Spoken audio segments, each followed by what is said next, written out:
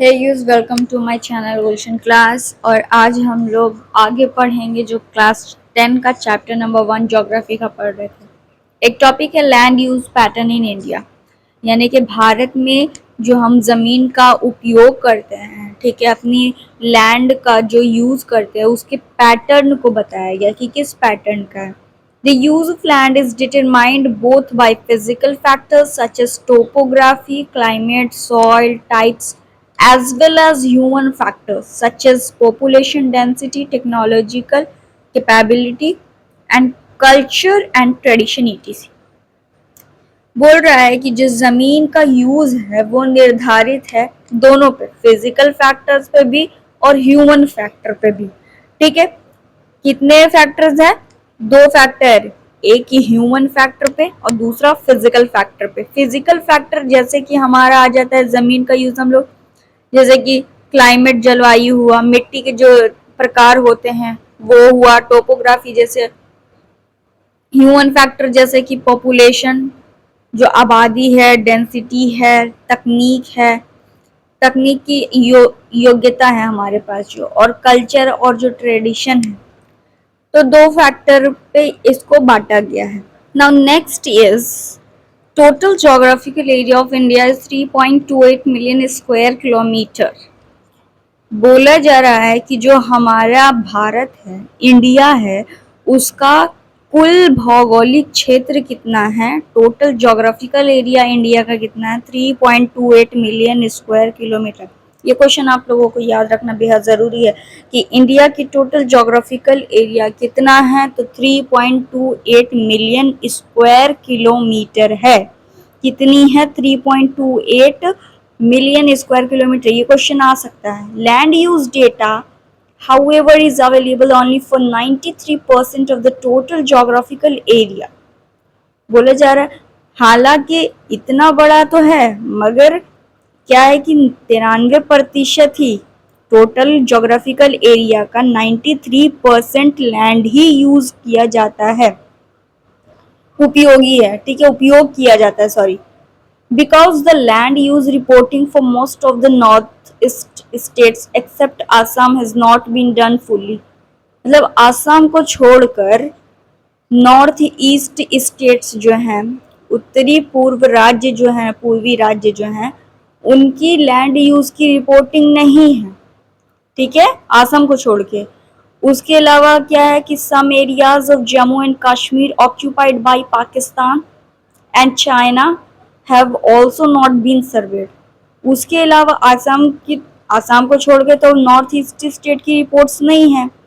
उसके अलावा क्या हुआ है कि कुछ क्षेत्र जो जम्मू और कश्मीर जो घिरा हुआ है पाकिस्तान और चाइना के द्वारा, ठीक है, वो उसकी भी सर्वे नहीं की गई है, हमारे पास उसका भी डेटा नहीं है। तो इसको समझ में आ गया होगा कि अगर कोई पूछे कि टोटल ज्योग्राफिकल एरिया इंडिया का कितना है, तो बोलना है 3.28 मिलियन स्क्वायर किलोमीटर। और पूछा जाए कि लैंड यूज कितना होता है टोटल ज्योग्राफिकल, कितना होता है, तो 93%। टोटल ज्योग्राफिकल एरिया का 93% लैंड यूज के लिए होता है। ठीक है, वो कारण जो था वो मैंने आपको इसमें बता दिया। आगे लिखा हुआ है the land under permanent pasture has also decreased, यानी कि जो हम लोग ज़मीन का यूज़ कर रहे थे, कुछ ज़मीन का गाय भैंस को चराने में, बकरियों भेड़ों को चराने में, वो भी कम हो रही है। ऑल्सो डिक्रीज्ड, वो भी कम हो गई है। How are we able to feed our huge cattle population on this pasture land and what are the consequences of it. बोल रहा है कि हम कैसे इस पॉपुलेशन जो मतलब चारा चरते हैं, चरने वाले जो जानवर होते हैं, उनको ज़मीन के बिना जो कम हो गई है ये ज़मीन, उसकी कैसे मैनेज कर रहे हैं, इसका क्या क्या नुकसान हो रहा है। ठीक है, most of the other than the current fallow land are either of poor quality, और जो ज़्यादा से ज़्यादा ज़मीन है भी तो वो क्या है, पुअर क्वालिटी की है, उस पर खेती कर नहीं सकते, घास फूस भी नहीं मतलब बैरन, बंजर। और द कॉस्ट ऑफ कल्टीवेशन और जो कल्टीवेशन मतलब जो खेती की जो कॉस्ट है वो भी लागत बहुत ज्यादा है। आई समझ बात? अब of such land is very high, मतलब जो कल्टीवेशन के लिए वो उसकी कॉस्ट ज्यादा है, वो तो आपने देख ही लिया। Hence these lands are cultivated once or twice in about 2 to 3 years। तो बोला जा रहा है कि कॉस्ट भी ज्यादा है ना, कम भी है, जो और जो है फालतू जमीन ही बोलेंगे, मतलब उसमें कल्टीवेशन भी नहीं हो सकता है, बैरन टाइप है, उसमें चरागाह भी नहीं बना सकते हैं। तो उसी लिए बोला जा रहा है कि इसीलिए क्या होता है कि ऐसी ऐसी जमीनों पे, और जो बचा हुआ भी है तो उसका जमीन वो कल्टीवेशन बहुत करना, उसकी कीमत बहुत ज्यादा हाई है। तो इसी की वजह से क्या किया जाता है कि जो लैंड्स है उनको खेती की जाती है, उस जमीन पर खेती की जाती है 2 या 3 साल में 1 या 2 बार, बस 2 या 3 साल में, लगभग 2 या 3 साल में सिर्फ 1 या 2 बार ही की जाती है। If these are included in the net zone area, then the percentage of NSA in India comes to about 54% of the total reporting area।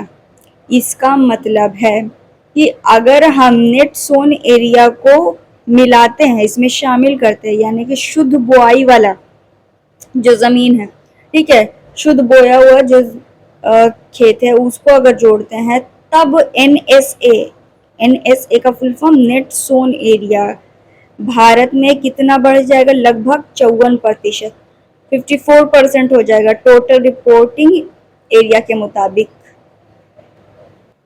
आगे the pattern of net sown areas varies greatly from one state to another.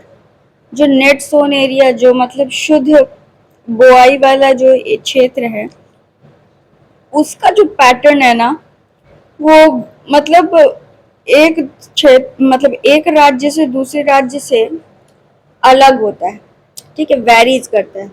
It is over 80% of the total area in Punjab and Haryana and less than 10% in Arunachal Pradesh, Mizoram, Manipur and Andaman and Nicobar island.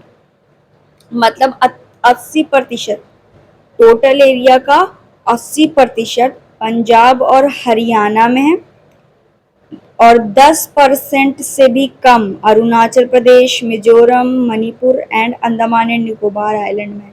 समझ में आया कि पंजाब और हरियाणा में 80% है या फिर उससे भी ज्यादा, मगर 10%, 10% से भी कम आपका Arunachal Pradesh, Mizoram net sown area है, ठीक है, यानी कि शुद्ध हम जिस पे खेती कर सकते हैं, ऐसे ही ऐसी जमीन है।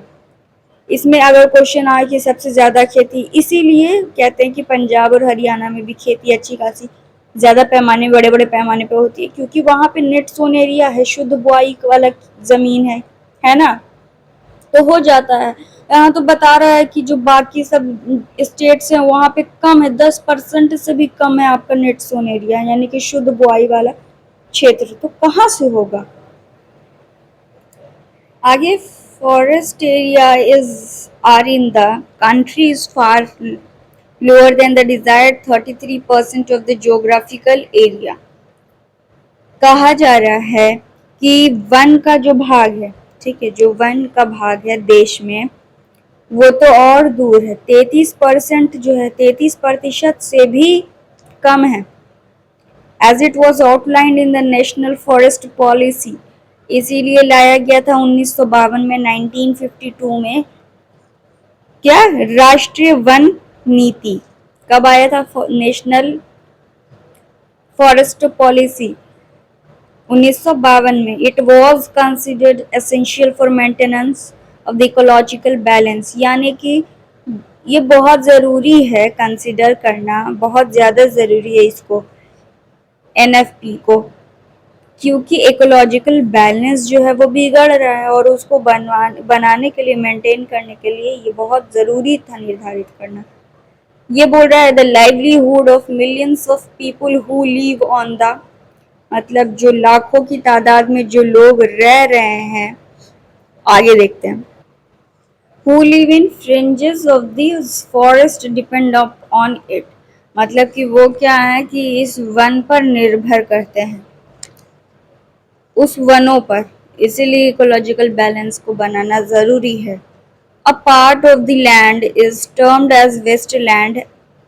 बोला जा रहा है कि लैंड का वो पार्ट जिसको हम वेस्ट लैंड कह रहे हैं, जैसे कि जो खाली है जिस पे कल्टीवेशन भी नहीं हो सकता है, ग्रेजिंग एनिमल्स वो भी नहीं होता, पॉस्चरिंग भी नहीं हो सकता process, and land put to another other non agricultural uses. और उस जमीन को क्या कर देते हैं हम लोग, नॉन एग्रीकल्चरल यूजेस। अभी पहले वीडियो में मैंने बताया है नॉन एग्रीकल्चरल यूजेस, जैसे कि जो जमीन यूज नहीं हो रही है तो उसको क्या करते हैं हम लोग, ब्रिज बनाने में और घर बनाने में, बड़े बड़े शॉपिंग मॉल्स, ये इंडस्ट्रीज, ये सब फैक्ट्रीज बनाने में हम लोग यूज कर देते हैं।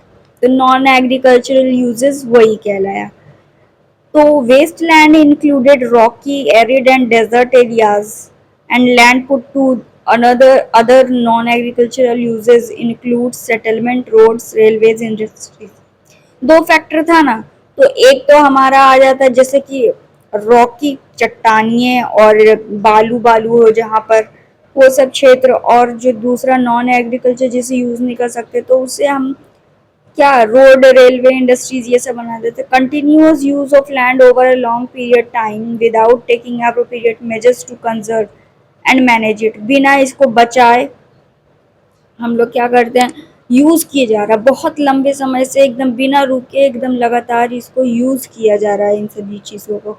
It has resulted in land degradation. इसी की वजह से क्या हो रहा है, लैंड डिग्रेडेशन। लैंड डिग्रेडेशन का मतलब कि जमीन भी खत्म हो रही है, उसकी भी कटौती हो रही है, ठीक है। दिस इन टर्न, उसके बदले में फिर क्या होगा भाई, ये बदल जाएगा, है serious repercussions on society and the environment. देखो रिपरकशन का मतलब हिंदी होता है ना, इफेक्ट पड़ना, इम्पैक्ट पड़ना, ठीक है, असर होना।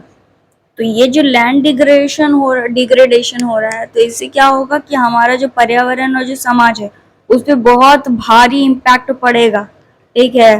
क्योंकि जमीन खत्म हो रही है, कटौती हो रही है उसमें, तो हम रहेंगे कहाँ, हवा में तो हम रह नहीं सकते हैं, चांद पर अभी रहा नहीं जा सकता है कि नहीं। तो हम लोग को जरा लैंड की भी रिसोर्स तो हम लोग खाली कर ही रहे हैं, उसमें लैंड भी हमारे एक रिसोर्स है जिसको भी हम खत्म कर रहे हैं। हमें इसे बचाने की ज़रूरत है। आज के लिए बस इतना ही, आगे हम लोग नेक्स्ट वीडियो में देखेंगे, ठीक है।